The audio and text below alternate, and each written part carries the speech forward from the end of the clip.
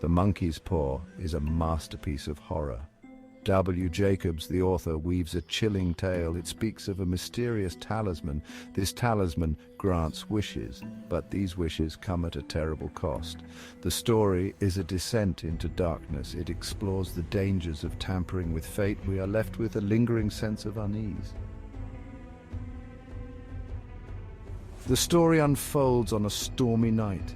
The wind howls through the trees and rain lashes against the windows. Thunder rumbles in the distance, creating an eerie atmosphere that sets the stage for the tale about to be told. The White family is gathered in their cozy home. The warmth of the fireplace contrasts sharply with the tempest outside. They sit close together, seeking comfort in each other's company as the storm rages on. Sergeant Major Morris, a visitor from distant lands, arrives. His clothes are worn from many journeys, and his face tells stories of countless adventures. He brings with him an air of mystery and intrigue. He brings with him tales of the East, stories of exotic places, strange customs, and mystical artifacts. The family listens, captivated by his words, their imaginations running wild with images of far-off lands. He introduces them to the Monkey's Paw. An object unlike any they have seen before, it holds a sinister allure. The family leans in closer, their curiosity piqued. It is a mummified paw, shrunken and strange. Its appearance is unsettling, and it seems to pulse with an unnatural energy. The room falls silent as they gaze upon it. The Sergeant Major warns of its power. His voice is grave, and his eyes are filled with a deep, haunting knowledge. He tells them of the 3 wishes it grants, each one coming with a terrible price. He himself has used 3 wishes. His face reflects the sorrow and regret of those choices. The family listens, their hearts heavy with the weight of his words. Each one brought him sorrow. The wishes, though granted, twisted in ways he could never have foreseen. The paw's power is dark and malevolent, and it leaves a trail of misery in its wake. He throws the paw into the fire. The flames leap up, eager to consume the cursed object. For a moment it seems as though the danger has passed. Mr. White, intrigued and perhaps foolish, snatches it. His eyes gleam with a mix of curiosity and defiance. He believes he can outwit the paw's curse. Despite the Sergeant Major's protests, he keeps the paw. The tension in the room rises as the visitor's warnings fall on deaf ears. Mr. White is determined to test the paw's power for himself. He is curious. He is also perhaps a little greedy. The allure of the wishes is too strong to resist, and he convinces himself that he can control the outcome. The story's tension begins here. It coils like a snake ready to strike. The family is unaware of the dark path they are about to tread, and the storm outside seems to echo the turmoil that is about to unfold within their home. The family debates the paw's power. They are skeptical yet intrigued by the mysterious object that promises to grant wishes. Each member has their own opinion, some dismissing it as mere superstition, while others are cautiously curious. They joke about what to wish for. Laughter fills the room as they playfully suggest outlandish wishes, from winning the lottery to traveling the world. The atmosphere is light-hearted, masking the underlying tension about the paw's true potential. Mr. White, urged by his family, makes a wish. Despite his initial reluctance, he succumbs to the pressure and decides to test the paw's power. The room falls silent as he holds the object, his family watching with bated breath. He wishes for a sum of money, a seemingly harmless desire. The wish seems simple and practical, intended to ease their financial burdens. Little do they know this wish will set off a chain of events that will change their lives forever. The next day, tragedy strikes. The family wakes up to an ordinary day, unaware of the impending doom. As the clock ticks towards noon, a sense of unease begins to settle in. Their son, Herbert, is caught in a horrific accident at work. The news hits the family like a thunderbolt. Herbert, their beloved son, is severely injured in a factory mishap, leaving them in shock and despair. The family receives compensation. An official visits their home, offering condolences and a check as compensation for their loss. The amount is substantial, but it brings no comfort. It is the exact amount Mr. White wished for. The realization dawns on them with a chilling clarity.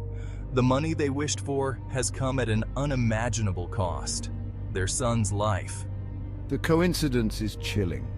The family is haunted by the eerie coincidence, questioning whether the poor truly had the power to grant wishes or if it was all a cruel twist of fate. The payment for their son's life becomes a source of unbearable guilt and sorrow. The money, once seen as a blessing, now serves as a constant reminder of their loss. The family is left to grapple with their grief, forever changed by the deadly price of their carelessness. Grief consumes Mrs. White. She is desperate, irrational. Her heart aches with an unbearable pain, a void that seems impossible to fill. The loss of her son Herbert has left her shattered, a shell of the woman she once was. Every corner of the house, every object, every memory reminds her of him. She feels as if she is drowning in sorrow, unable to catch her breath. She clings to the paw, now a symbol of both hope and terror. The monkey's paw, an object of dark magic, promises the impossible. It is her last resort, her only chance to see her beloved son again. But with every glance at the paw, a shiver runs down her spine. She knows the stories, the warnings, the consequences. Yet her desperation overshadows her fear. She pleads with her husband. Her voice, choked with emotion, begs him to understand.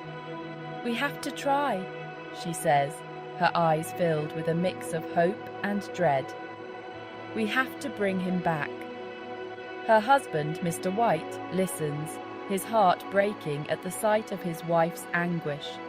They must use the second wish. The room is filled with tension, the air thick with unspoken fears. Mr. White hesitates, his mind racing with the possible outcomes. He knows the power of the paw, the dark magic it holds. But he also knows his wife's pain, her desperate need to see their son again. She wants to bring Herbert back. She clutches a photograph of him, tears streaming down her face. "He was so young," she whispers, her voice breaking. "He had his whole life ahead of him." The photograph, a reminder of happier times, now feels like a cruel mockery of their loss. Mr. White, hesitant, understands her pain. He too feels the weight of their loss, the emptiness that has taken over their lives. He wants to ease her suffering, to give her the one thing she desires most, but the fear of the unknown, the potential consequences, holds him back. The image of his son's mangled body flashes in his mind.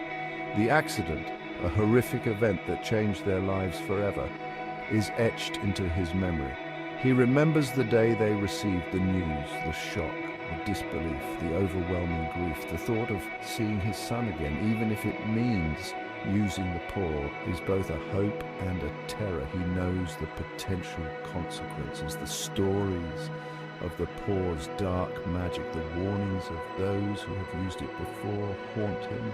He knows that tampering with fate comes at a price, but the sight of his wife's despair, her pleading eyes, makes him question his resolve.